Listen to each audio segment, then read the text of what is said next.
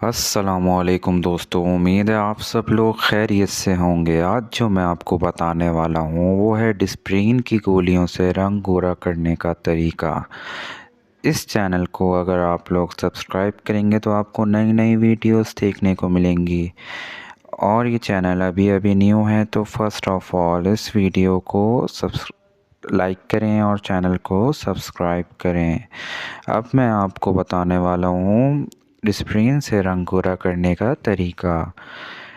گوری رنگت کے خواہش مند افراد سب سے پہلے ایک گلاس پانی میں چمچ سے 8 گولیاں ڈسپرین شامل کر کے حل ہونے کے لیے رکھ دیں، یعنی پانی میں حل ہو کر پانی گاڑھا ہو جائے۔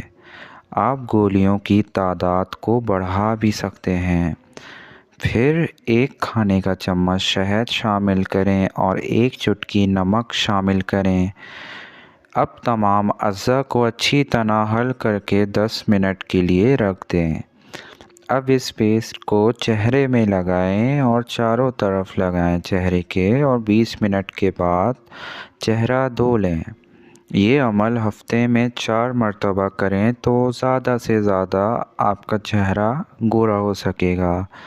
امید ہے یہ نسخہ آپ کو اسکن کے لیے مدد شامل ہو اور آگے آپ کے لیے بہت اچھی چیز ثابت ہو۔ چینل دیکھنے کا شکریہ، اور سبسکرائب بھی کیجیے اور لائک شیئر کیجیے۔ شکریہ۔